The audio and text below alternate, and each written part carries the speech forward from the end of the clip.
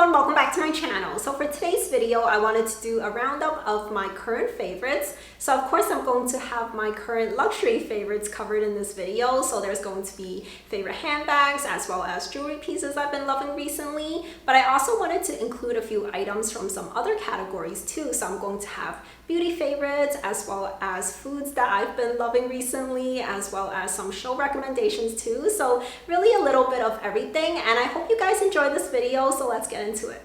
So I'm first going to talk about some beauty favorites, specifically perfumes, and this part of today's video is in collaboration with Dossier, and honestly, Dossier has been a favorite of mine ever since I discovered them. I've actually been working with them for a few years at this point, and every fragrance I've tried from them, I have really loved.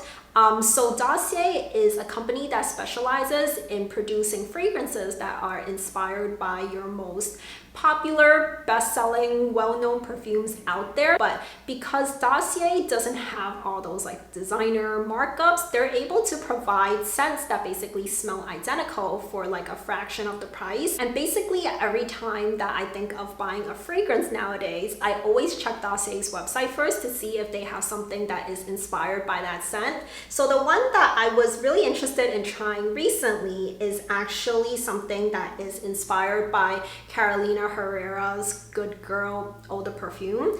So this is Dossier's Fruity Almond Scent, and this is kind of what I wanted to get to have a little bit more of like a fruity, slightly floral note to still what is a very gourmand smelling perfume. And another great thing about Dossier is that when you purchase their fragrances, you're able to try them out within the comforts of your own home, see how it reacts with your body chemistry, how the dry down is, and if you end up not liking a fragrance, you can actually return the open bottle for your money back. So that is definitely a plus. Even though I haven't ever tried a Dossier fragrance that I didn't love, this fragrance is definitely, it smells so good. But you know, we're heading into spring and summer right now, so I don't often go for like a gourmand scent in the daytime.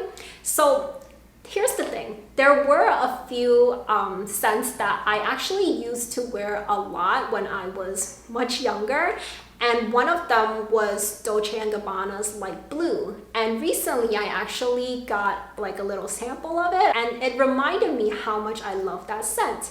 And of course, Dossier does make their own interpretation of that specific light blue scent. It's their citrus green apple scent, and this is what the bottle looks like.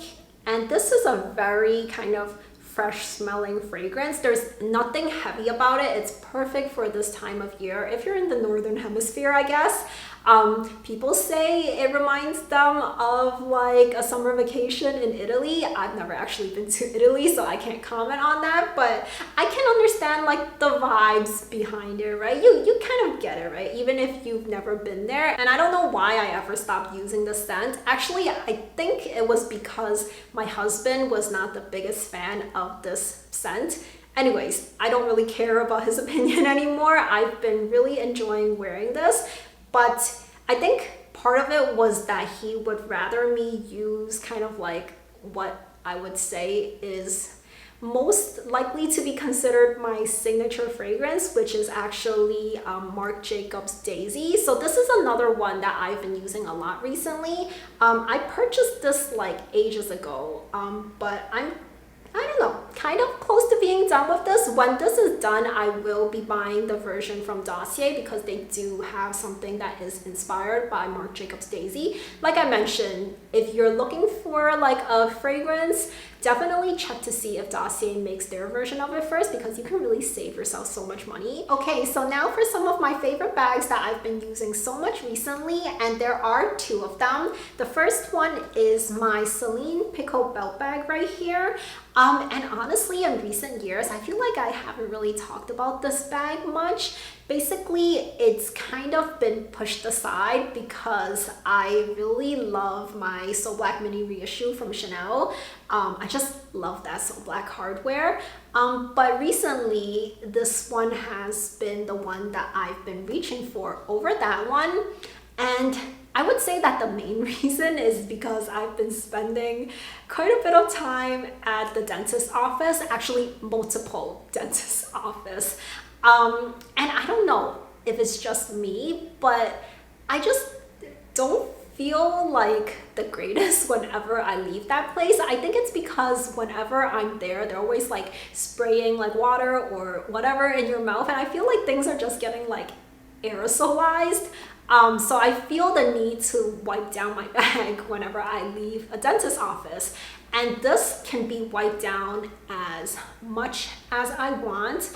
I've used like Clorox wipes on this and it's also been perfectly fine. Honestly, this bag still looks brand new. I've had it for, I want to say like 3 years at this point, and it really looks brand new. This kind of like pebbled leather is so hard wearing, and you know, a lot of like the new Celine bags have this like smooth leather on it, and that looks really pretty. Like I love me some type of smooth leather, but this is just, it's irreplaceable. I love this bag, definitely would recommend this, highly recommend this because of how durable it is, and it also looks amazing.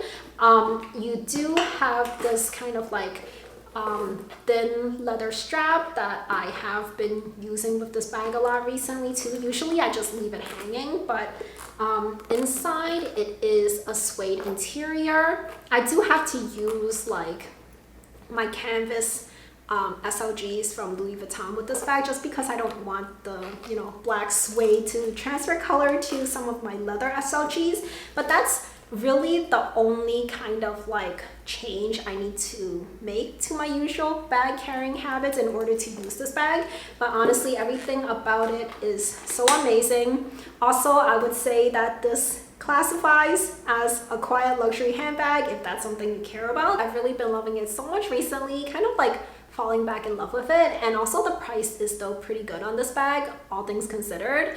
It has gone up in price, of course, from when I bought it, but honestly, it's, you know, compared to other designers, it's not so bad.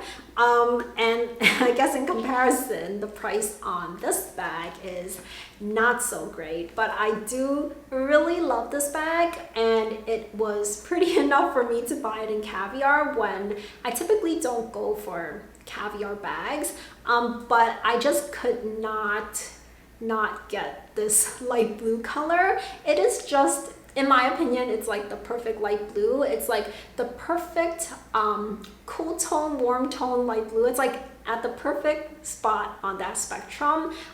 It's the perfect saturation. I just love this color so much, and it just makes me happy using this bag, honestly. It brightens my complexion, I think, which also kind of brightens my mood in a way too.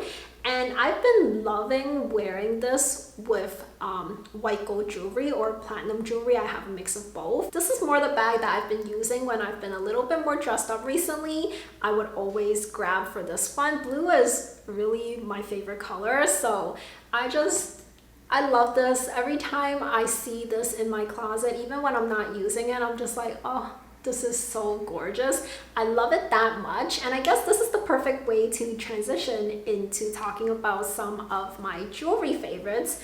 So I guess, not surprisingly, all of my recent jewelry favorites have been in white gold. I've just been loving white gold jewelry a lot recently because it's so fresh looking, in my opinion. And I feel like white gold jewelry is kind of coming back into style a little bit more. And also what's great about white gold jewelry for me, or like platinum jewelry for me, is that my wedding set is in platinum. So sometimes when I'm wearing rose gold jewelry, which I tend to gravitate towards, I have a lot of rose gold jewelry, but sometimes I feel like I need to just insert a little bit of white gold in there just so it could tie in with my wedding set. But you know, if I'm wearing white gold jewelry, then it just is so seamless.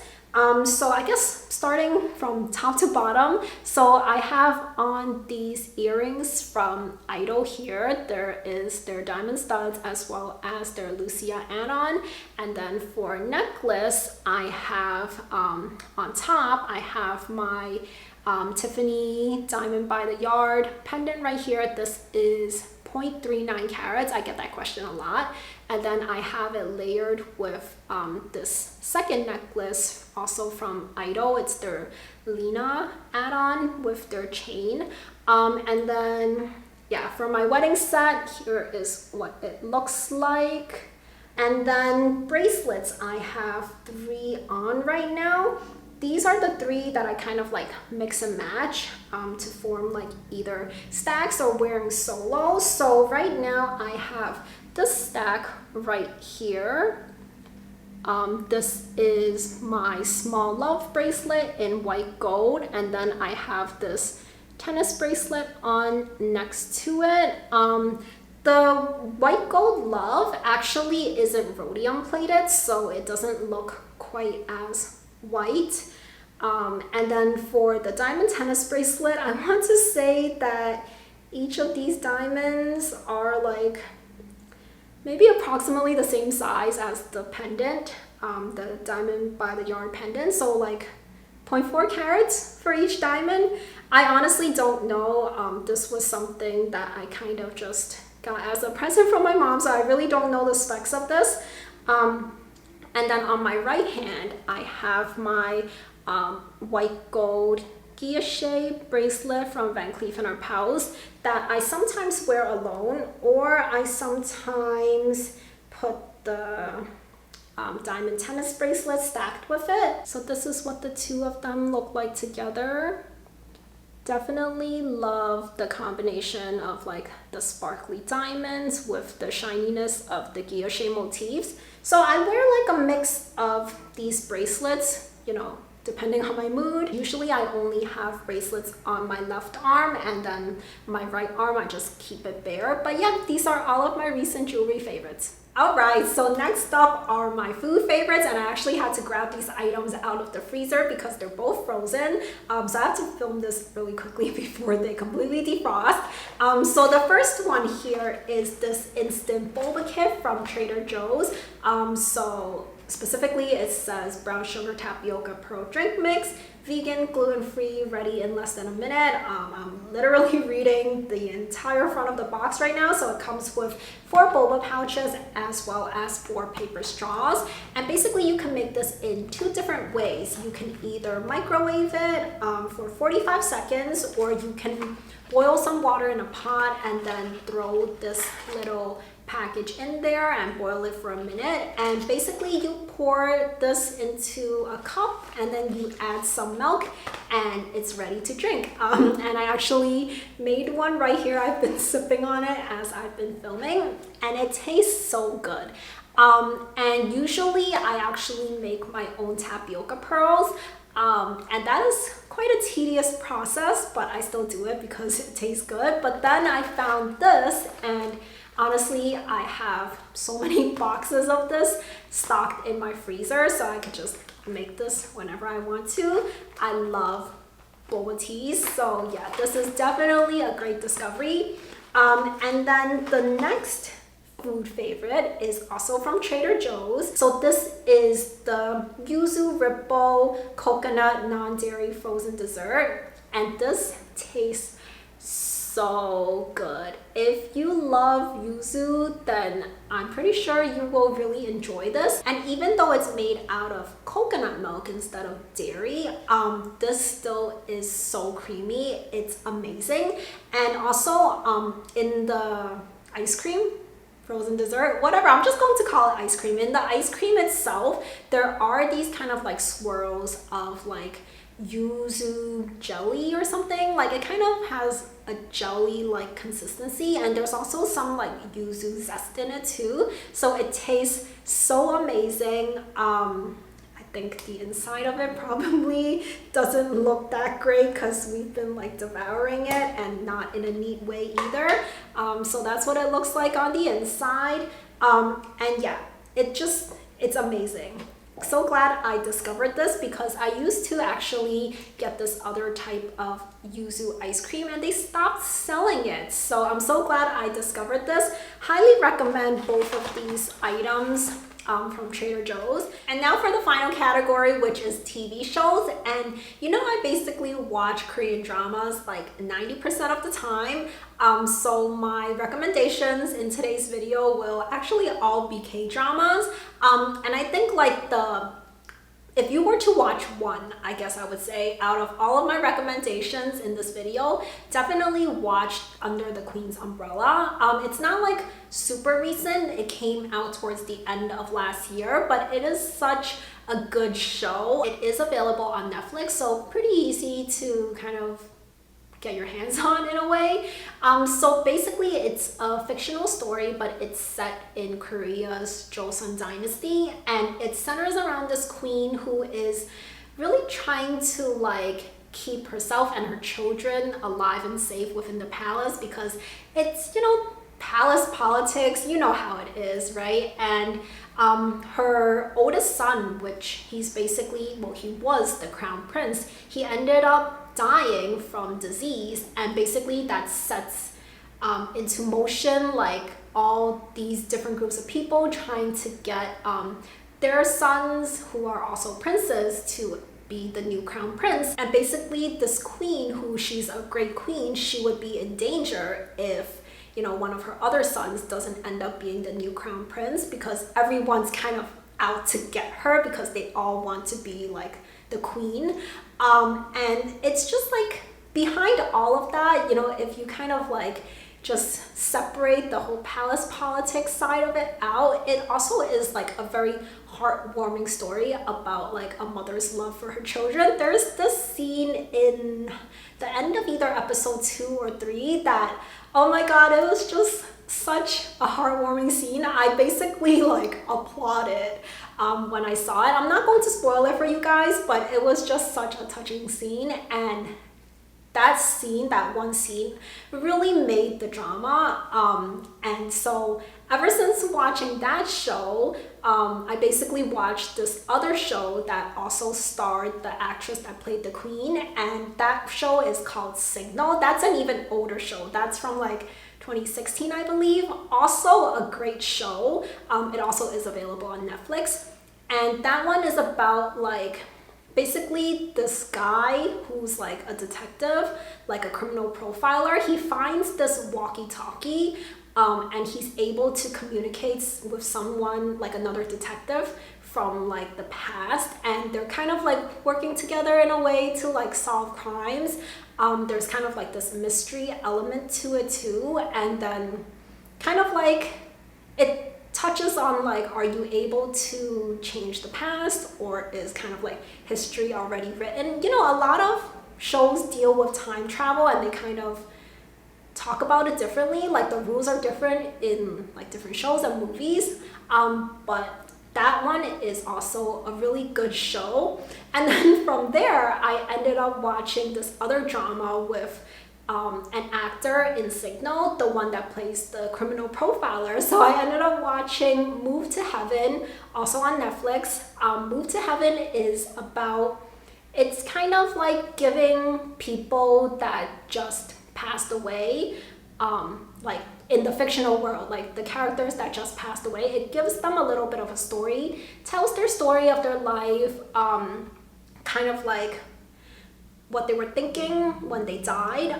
It basically is centered around this crew that works for this company called Move to Heaven. They basically clean up homes after the occupant of the home dies.